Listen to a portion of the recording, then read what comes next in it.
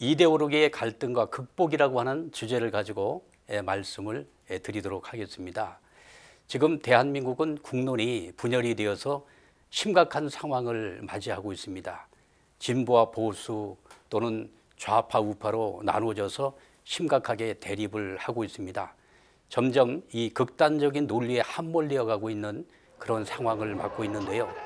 그런데 정말 안타까운 것은 보수와 진보에 대한 또는 좌파와 우파에 대한 정확한 내용을 알지도 못하고 많은 분들이 갈등을 하고 있다고 하는 사실입니다.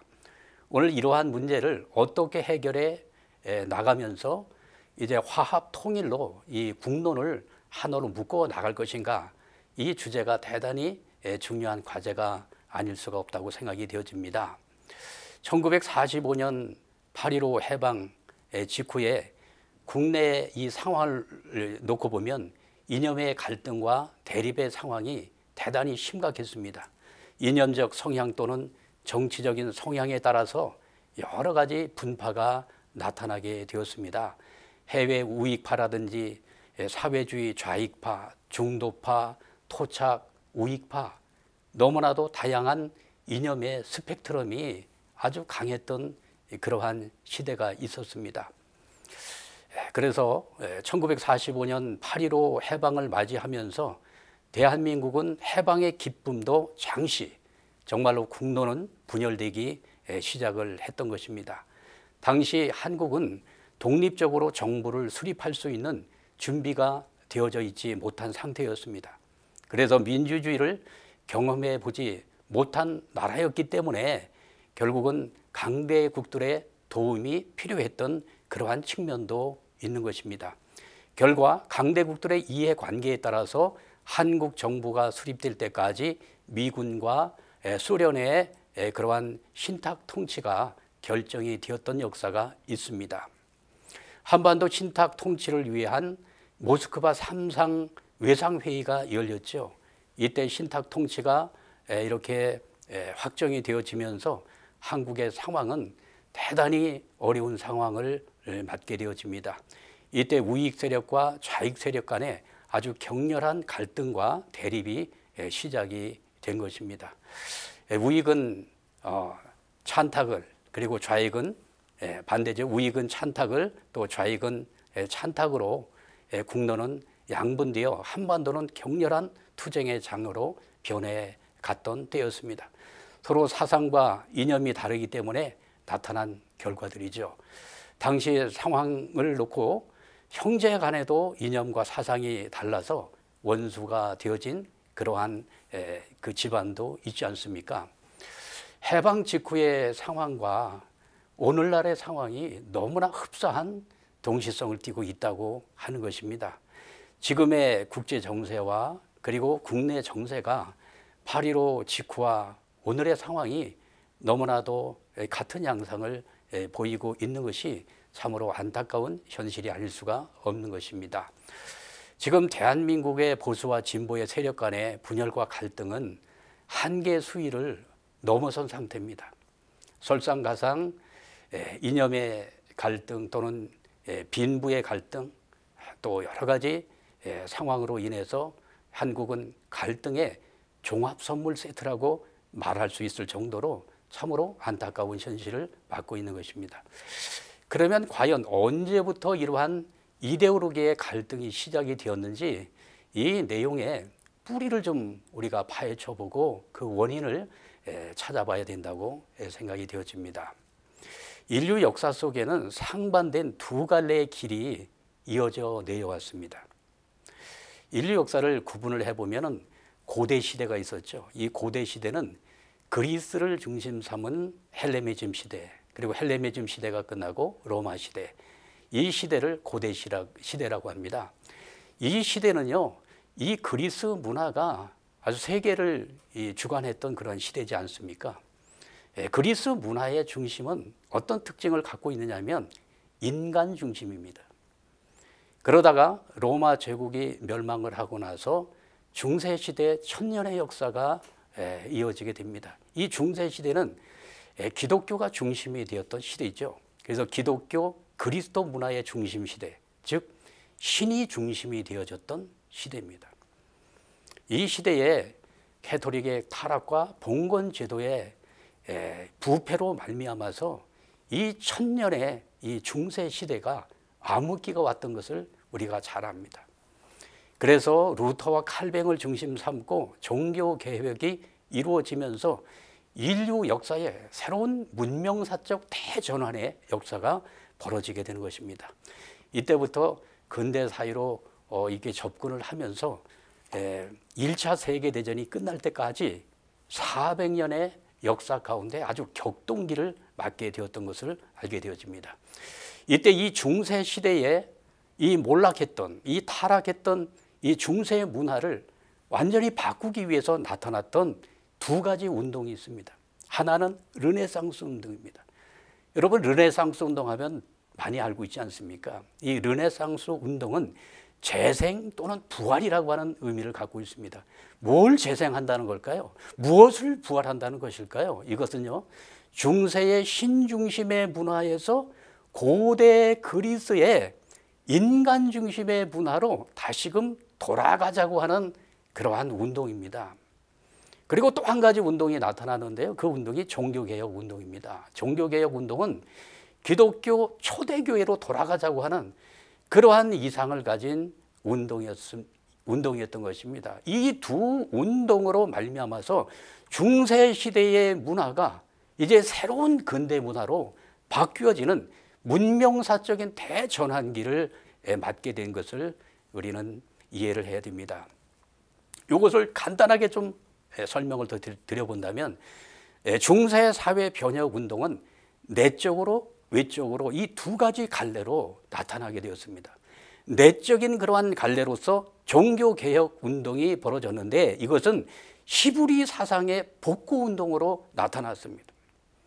히브리 사상의 복구 운동을 중심으로 해서 종교의식과 규범에 대한 반항으로 나타났고요, 교황 정치에 대한 반항, 그리고 신앙의 자유를 추구했고, 더 고차적인 신을 지향하는 방향으로서의 큰 문명사적 운동이 벌어지게 된 것입니다. 이것을 통해 가지고 바로 신본주의 세계관이 형성이 되게 되는 것입니다. 그리고 또 한 가지 외적인 그러한 운동으로 르네상스 운동이 벌어지지 않습니까? 이 르네상스 운동은 헬라 사상의 복구 운동입니다. 헬라 사상 인간 중심적인 문화로 다시금 돌아가자고 하는 것이죠. 그래서 이때 르네상스가 추구했던 것은 자유를 추구합니다. 그리고 인격의 자주성을 추구하고요, 이성과 합리를 추구하고 자연과 현실과 과학을 추구하는 그러한 이념의 스펙트럼을 가졌기 때문에 이때부터 인본주의 세계관이 형성이 되었던 것입니다. 그래서 이 두 가지 방향으로 역사에 큰 물줄기가 생겨나게 된 것입니다. 이것은 신본주의 세계관과 인본주의 세계관이라고 하는 이 양대 큰 산맥과 같은 두 갈래의 길이 여기서부터 형성되었다는 사실을 우리가 기억을 해야 될 것 같습니다. 그래서 이 두 갈래의 세계관이 형성이 되어지면서 신본주의 세계관을 가졌던 사람들에 의해서 역사가 바뀌기 시작하는 것입니다. 신을 근본으로 찾아가고 하는 그 사람들에 의해서 이제 성경을 교황들이나 사제들만 보지 말고 일반 성도들도 성서를 볼 수 있도록 하자 해서 성서 번역과 더불어서 성경을 보급하는 운동이 벌어지죠. 그리고 말씀 중심의 신앙으로 돌아가고 이제 체험 중심의 신앙으로 돌아가서 이제 신과 인격적 만남이 이루어지는 신앙의 방향으로 가야 된다. 이런 큰 흐름이 나타나게 되었던 것입니다. 또 한 가지는 인본주의 세계관을 가진 사람들에 의해서 이성론이 나옵니다. 합리주의죠. 그 다음에 경험론이 나옵니다. 현실주의죠. 한 걸음 더 나가서 계몽주의 사상이 출현하게 됩니다. 언제입니까? 18세기입니다. 이들은 역사와 전통을 타파하고 비현실적인 것을 배격하면서 신을 부정하고 현실에 치중하자고 하는 세계관을 가졌던 사람들이 되어지는 것입니다. 문명사를 바꾼 두 인물이 있죠. 한 분은 루터입니다. 종교개혁의 출발자입니다. 1517년도에 종교개혁을 시작을 했고요. 칼뱅이라고 하는 프랑스의 유명한 또 신학자가 있지 않습니까? 이분은 종교개혁을 완성한 인물입니다. 이분들이 개신교를 탄생시키는데 아주 그 혁혁한 역할을 했던 분들입니다. 이들에 의해서 프로테스탄트 개신교가 탄생을 하면서 이 개신교가 영국과 네덜란드, 프랑스, 유럽 전역으로 개신교가 확산이 되어집니다. 이때 구교와 신교가 충돌을 하게 되어지고 한 걸음 더 나아가서 이 국왕권과 충돌을 하면서 이분들이 신앙의 자유를 찾아서 어디로 가게 됩니까? 1620년에 청교도인들이 미국으로 이민을 가게 됩니다. 1620년이죠. 이민을 가서 미국 대륙의 프리머스 항구에 도착을 해서 미국을 개척하기 시작을 했던 것입니다. 당시 미국 대륙은 유럽의 식민지였습니다. 아메리카 대륙에서 수많은 자원과 식량들을 빼앗아 갔던 시대입니다. 아프리카에서는 수많은 노예들을 데려다가 노동을 착취해서 농사를 짓게 해서 식량을 수탈해 갔던 때였습니다. 영국에서 건너가 정착하고 있던 청교도인들의 지역까지 세금을 강요하게 됩니다. 더 이상 인내가 어려워지자 미국의 최초 13개 주가 연합을 해서 민병대를 조직을 해서 유럽의 영국군과 맞서게 됩니다. 이것이 그 유명한 미국 독립전쟁의 시작입니다. 8년에 거쳐서 긴 전쟁이었습니다. 마지막 승부는 어떻게 끝났습니까? 프랑스 군의 협조를 받은 미국 대륙의 민병대가 승리함으로써 미국은 독립을 쟁취하게 되었던 것입니다. 그들은 미국의 식민지로 지배를 받다가 독립전쟁을 통해서 영국으로부터 해방을 받게 되었습니다. 그들은 시민들의 투표로 대통령을 뽑아서 인류 역사 속에 처음으로 민주공화국을 탄생시켰던 것입니다. 1789년 독립전쟁을 승리로 이끈 조지 워싱턴 장군을 초대 대통령으로 선출을 하게 됩니다. 워싱턴 대통령은 성경에 손을 얹고 대통령 선서를 하면서 하나님의 말씀대로 국가를 통치하겠다는 맹세를 하게 됩니다. 감동적입니다. 부부가 같이 선서하지 않습니까? 부인은 성경에 밑을 이렇게 받치고 있습니다. 그 전통은 1대로부터 46대 조 바이든 대통령까지 이어져 내려오고 있는 것입니다. 미국의 헌법이 강조하고 있는 것은 가장 중요한 것이 인간의 존엄성과 그리고 자유의 가치를 가장 중요시하고 있다는 것입니다. 개인의 가치가 얼마나 중요합니까? 개인은 하나님의 신성을 닮아난 존재이기 때문에 아주 개인의 가치를 굉장히 소중하게 여기는 그러한 문화를 가지고 있는 미국이 아닐 수가 없는 것입니다. 그리고 나서 또 유럽의 상황은 교황권이 쇠퇴를 하고 여러 가지 봉건 영주들이 그 세력이 약화가 되자 절대 왕정이 등장하게 됩니다. 왕들의 이 권력이 너무나도 강해지는 것이죠. 16세기에서부터 18세기까지 나타나게 되었던 것입니다.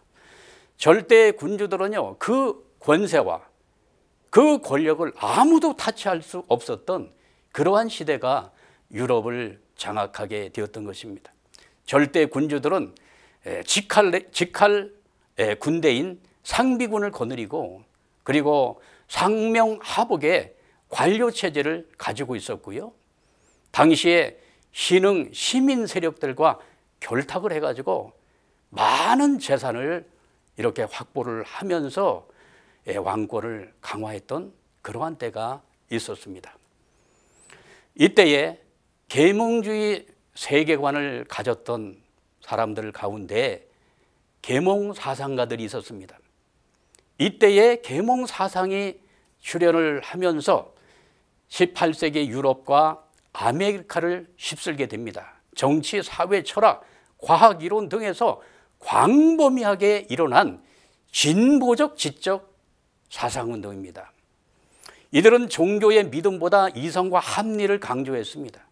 그리고 부자유와 불평등한 사회를 타파하고자 하는 진보적 그러한 사상을 갖고 있었습니다. 불합리, 비현실에 배격했고 신을 부정했습니다.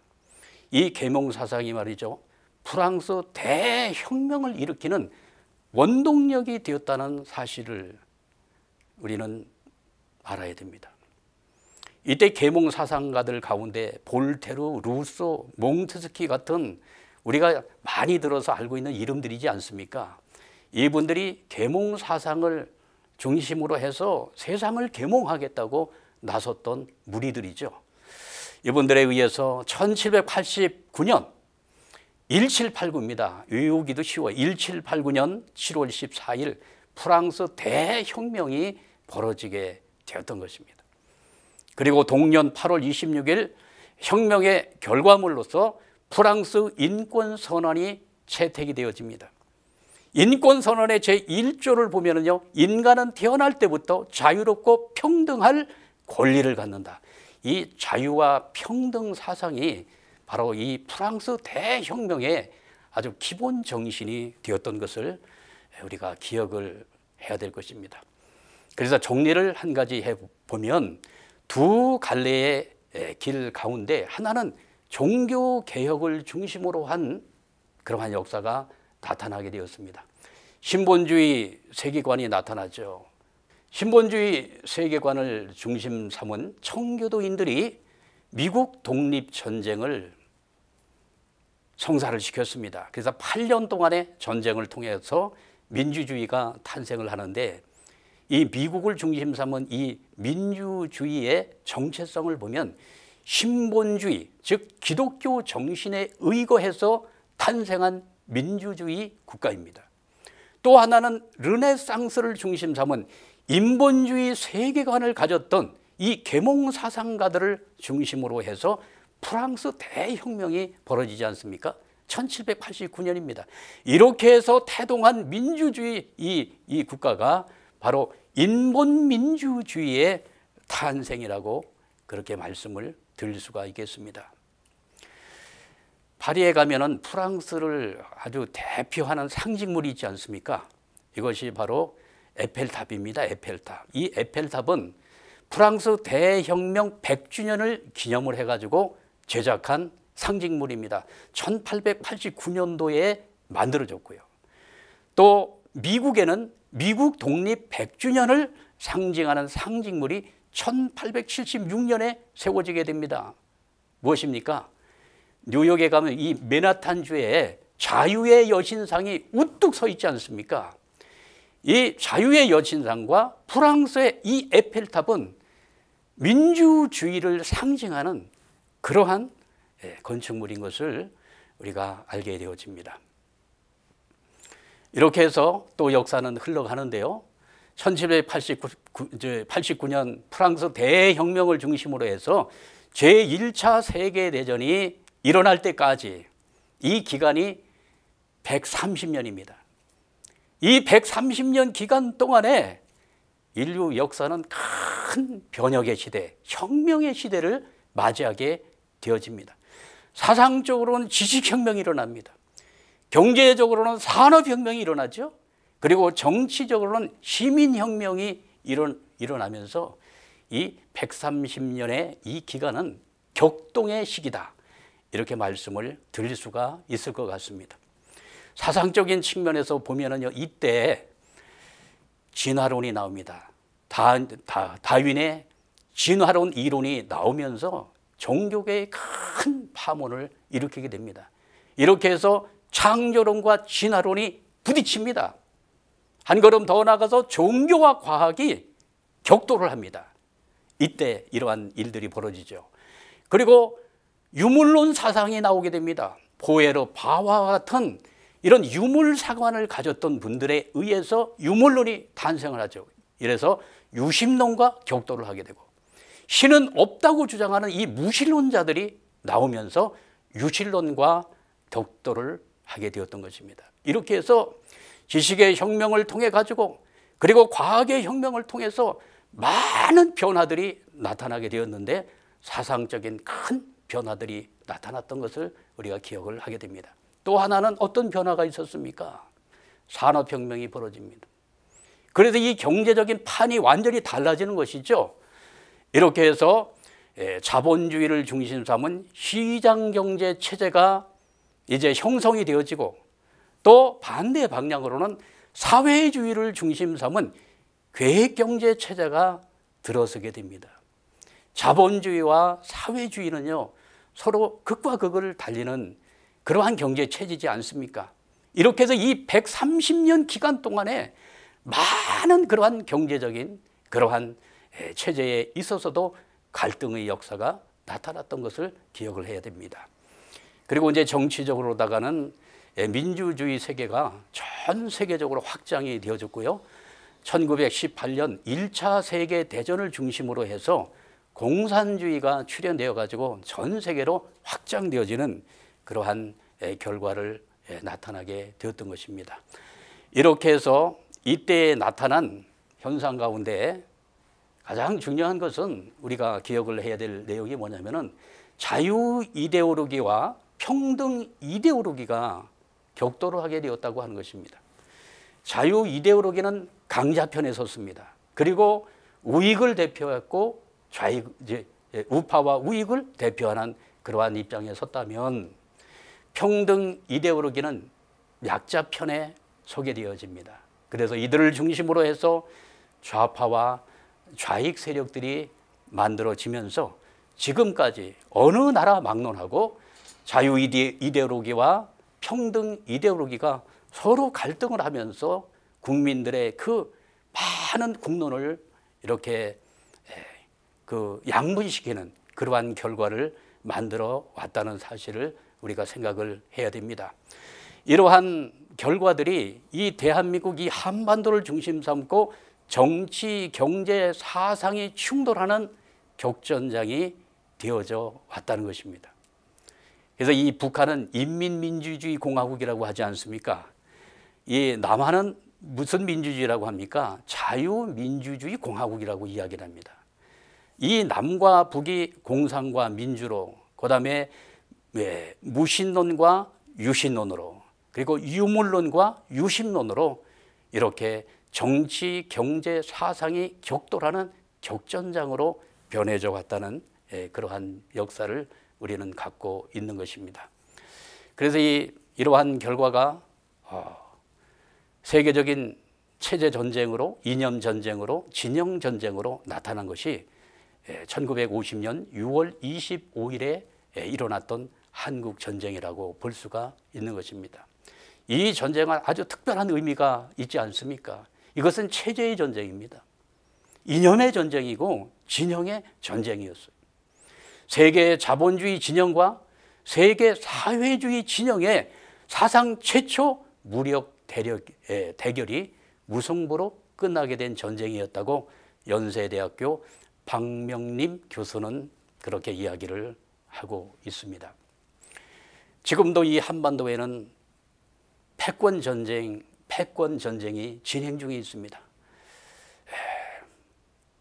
작년까지만 해도 힘을 앞세운 미국의 우선주의와 그리고 중국의 경제 압박, 러시아의 영향력 확대, 그리고 일본의 재무장, 이렇게 열강들을 중심 삼은 패권 전쟁이 이 한반도를 중심 삼고 계속 진행 중에 있다는 사실을 우리가 생각을 해야 될 것입니다. 이제 새로운 시대를 맞기 위해서는 정치, 이념, 사상 등 분열과 갈등의 시대를 마감해야 됩니다. 그리고 분단 이후 강대국에 둘러싸인 한반도의 국제 정세를 타파해야 됩니다. 그리고 이제 새로운 비전과 새로운 소망을 가진 그러한 사상과 이념을 가지고, 새로운 사상과 이념을 가지고 이제 미래를 준비해 나가야 되는 그런 때를 맞이하고 있다고 생각이 되어집니다. 이제 새로운 미래를 맞기 위한 새로운 사상과 이념은 어떤 것일까? 이 내용은 바로 공생, 공영, 공의주의 사상이 되어질 것입니다. 지금 경제적인 그러한 관점에서 본다면 자본주의 시장경제 체제와 사회주의 시장경제 체제가 지금 서로 양분되어서 지금 국가의 경제를 이끌어가고 있습니다. 그리고 정치적인 측면에서 보면은 민주주의 세계와 공산주의 세계가 지금도 양존하고 있는 것을 보게 되어집니다. 그리고 사상적인 측면에서 보면은 신본주의 세계관과 인본주의 세계관이 보이지 않는 가운데 엄청난 그러한 투쟁과 충돌을 하고 있다는 사실을 우리가 기억을 해야 될 것입니다. 그런데 이 관계를 놓고 보면은 이 관계가 상호 대립 투쟁의 관계가 아니라는 사실입니다. 한 걸음 더 나가서 이들의 관계가 상호 보완하고 그리고 상호 한계점을 극복을 해 가지고 이제 앞으로는 새로운 평화의 세계를 만들어 나가야 될 것입니다.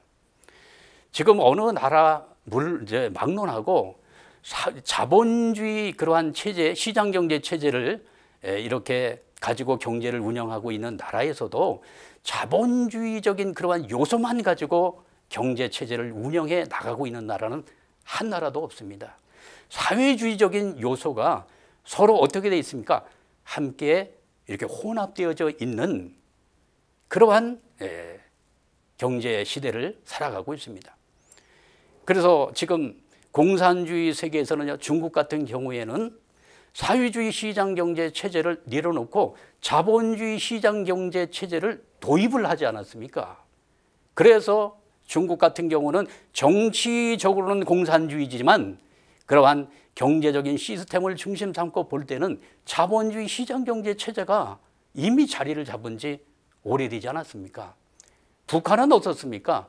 북한은 사회주의 계획경제 체제 속에서 그동안 이렇게 국가를 경영해 왔습니다마는 최근 들어서 가서는 장마당이라고 하는 자본주의 시장경제 체제가 서서히 자리를 잡아가고 있지 않습니까? 그래서 제일 극단적인 북한까지도 여러 가지 자본주의적인 요소와 사회적인 요소가 서로 혼합되어져 가지고 이런 경제 시스템이 돌아가고 있다는 사실을 기억을 하게 될 때 이제 우파 좌파 이렇게 나누어져 가지고 우리는 자본주의, 우리는 사회주의 이렇게 극단적인 이데올로기를 가지고 이제 대립 투쟁을 해야 되는 그러한 시대는 이미 지나갔다는 사실을 우리가 생각을 해야 됩니다. 시대가 얼마나 많이 변했는지 모릅니다. 과거에는요 이렇게 어떤 한 가지의 그런 이데올로기를 중심 삼고서 국가를 경영해 나갈 수가 있었습니다만은 지금은 너무나도 사회적인 그러한 변화와 그리고 다양성이 지금 도사리고 있는 상황 속에서 지금 세상은 복잡하게 돌아가고 있는 것입니다. 그렇다면 신통일 한국의 이상적인 경제 제도인 공생주의를 중심 삼고 말씀을 드려보도록 하겠습니다. 옛날 이 초기 자본주의 시대가 있지 않았습니까? 초기 자본주의 시대는 자유방임주의를 채택했습니다. 이때 이 자유방임주의는 국가의 간섭을 배제하는 작은 정부를 지향하는 그러한 그 경제 체제입니다. 그래서 개인과 민간의 자유 경쟁을 유도를 하면서 시장 경제 체제를 활성화시켜서 산업을 발전시켜 왔습니다. 그렇죠? 그래서 이때는 초기 자본주의 시대 속에서 이 경제적인 측면에 있어서는 정부가 가능하면 개입을 하지 않는 것입니다. 이런 체제를 작은 정부를 지향한다 이렇게 이야기를 하고 있지 않습니까? 이때의 경제에 뒤처져진 취약 집단들이 많이 나타나게 되었고요. 빈부격차 또는 실업이 발생하게 되어지고 노동 조건의 악화와 그다음에 인권 침해 또 환경 오염과 같은 그러한 현상들이 나타나게 되었던 것입니다. 그래서 제1의 길을 모색하지 않으면 안 되었습니다. 그래서 나타난 것이 무슨 체제입니까? 수정자본주의가 나타나게 됩니다. 수정자본주의는 인간의 존엄성을 강조를 하면서 인간의 기본권을 인정해 나가는 그런 경제 그런 시스템이 되겠습니다. 복지를 강조하는 이 복지 국가를 지향하고 국가의 아주 적극적인 개입을 통해 가지고 정부의 역할이 이제 강화되어진 이런 자본주의 경제 체제였습니다. 이게 수정 자본주의라고 합니다. 그래서 이 수정 자본주의는 사회주의적인 요소들을 많이 자본주의에 도입한 그러한 시스템이라고 말씀을 드릴 수가 있는 것입니다. 이렇게 해서 수정 자본주의를 중심 삼은 경제 시스템을 돌려보니까 근로의욕이 상실되는 거예요. 왜냐하면 복지 정책을 통해 가지고 여러 가지 실업자들에게도 많은 혜택이 주어지게 되는 것입니다. 그러니까 근로의욕이 상실되지 않겠습니까? 그래서 경제 성장률이 저하되고 그 결과로 조세 수입이 하강이 되고 복지 비용의 부담을 국가가 느끼게 되어진 것입니다. 이렇게 해서 더 이상 국가 경제를 이끌어갈 수 없겠다 생각을 해서 제2의 길을 선택하게 되어지는데 그 제2의 길이 신자유주의의 등장입니다. 신자유주의라고 하는 것은 자유로운 시장 경제를 다시금 활성화시키자고 하는 초기 자본주의와 비슷한 그러한 경제 시스템이라고 할 수가 있겠습니다. 사회복지를 축소하자는 거죠. 그리고 정부의 개입을 최소화해서 작은 정부를 지향하는 경제 시스템이 되어집니다. 정부의 개입이 아주 간소화되어집니다. 그리고 감세 정책, 그다음에 규제 완화 이런 것을 통해 가지고 경제를 시장을 활성화시키는 그러한 방향으로 가게 되어집니다. 한 걸음 더 나가서 정부가 개입하는 내용은 시장의 질서를 잡겠다고 하는 것이죠. 그래서 독점 금지법을 만들고 공정거래법을 만들고 그리고 금융 통제를 통해 가지고 시장의 질서를 잡는 그 역할을 정부가 해 나갔던 것입니다. 이렇게 해서 경제가 조금씩 활성화되는가 했더니 어떠한 결과가 나왔습니까? 재정의 불건성이 나타나면서 사회복지가 축소가 되어지고 그 결과로 빈부격차가 엄청나게 벌어집니다. 20대 80의 법칙 여러분 많이 들어보시지 않았습니까? 이 부유층과 빈곤층의 이 비율이 20대 80으로 그 20%가 부를 갖고 있고 나머지 이 80%가 빈곤층으로 이렇게 하락되어지는 그러한 결과의 세계를 맞이하게 되면서 지금 제3의 길을 찾기 위해서 지금 많은 그런 일들이 벌어지고 있는 것입니다. 이제 이와 같은 제3의 길을 제시해 주는 그러한 주의가 경제적인 측면에 있어서 공생주의가 아닌가 생각이 되어집니다. 모든 존재는 이중 목적을 가진 연체적 존재입니다. 개체적인 목적과 전체적인 목적이 서로 연체적 관계를 이루고 있는 것입니다.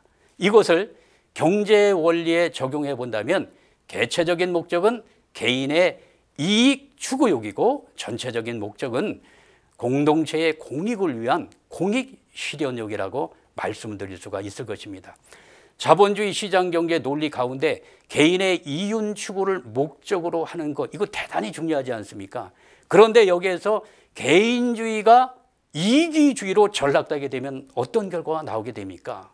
공동체를 망치게 되는 것입니다. 그리고 공동체의 이익을 위한 노력들을 우리가 등한시하게 되어질 때 그 공동체는 심각한 데미지를 입게 되어지는 것입니다.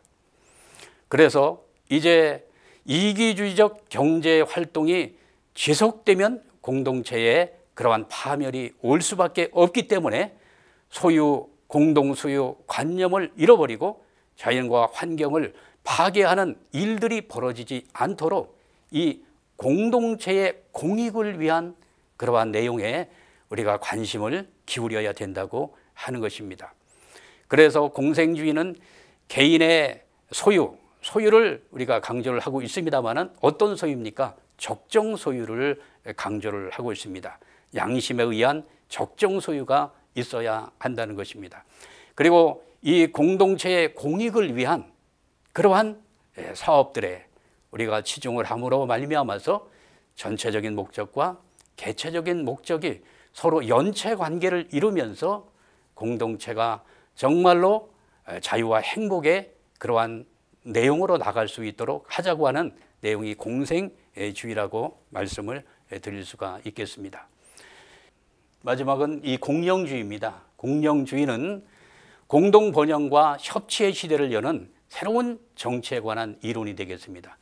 정당 이기주의를 극복하고 진정한 민의와 신의를 반영한 정치가 되겠습니다.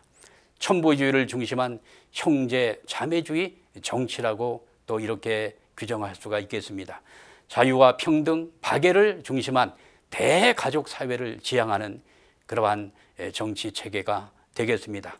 그리고 중요한 것은 민주주의의 꽃이 되는 선거제도의 변화를 추구합니다. 공영주의 선거제도는 선거에 의해서 그 많은 입후보자들이 선거에 의해서 등장을 하게 되어집니다. 이렇게 해서 대의원들의 투표와 그리고 추첨에 의해서 이렇게 지도자를 뽑게 되는 공영주의 선거제도가 앞으로 나타나게 될 것입니다.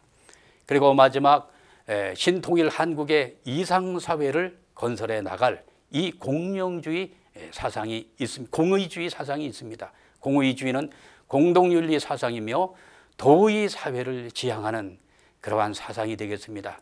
만인이 동일한 가치관을 가지고 살 수 있고 그리고 실천주의 생활윤리를 추구해 나갈 수 있도록 하는 사상이 되겠습니다.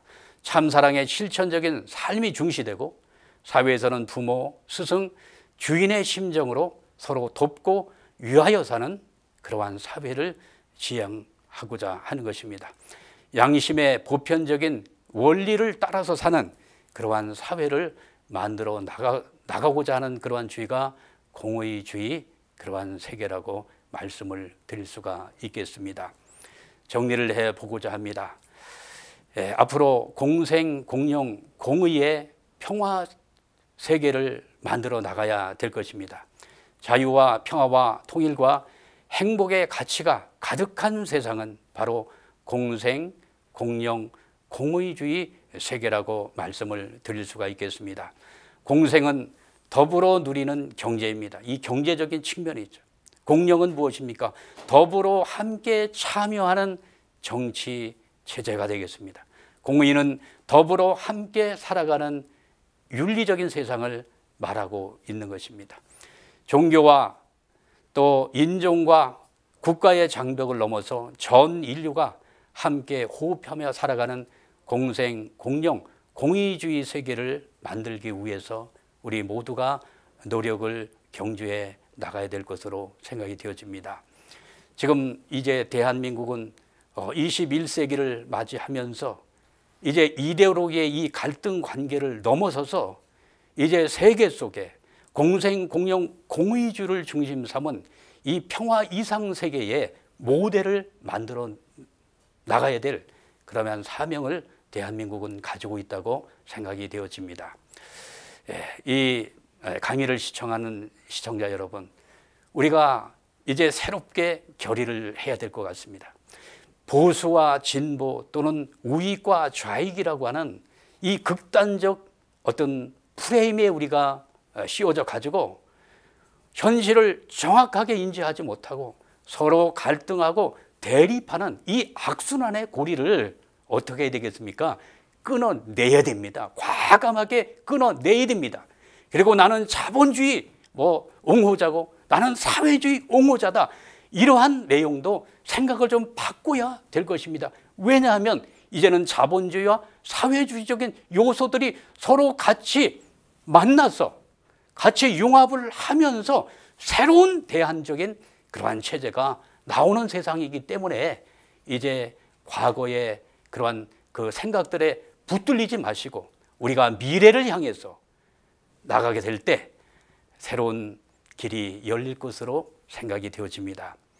오늘 귀한 시간 함께해 주신 여러분께 감사를 드리면서 이제 새로운 세계를 향해서 우리 모두가 한마음 한뜻이 되어서 평화로운 이상사회를 만들어 나가는 데 협조해 주시기를 부탁을 드리면서 오늘 이 시간을 가름하고자 합니다. 감사합니다.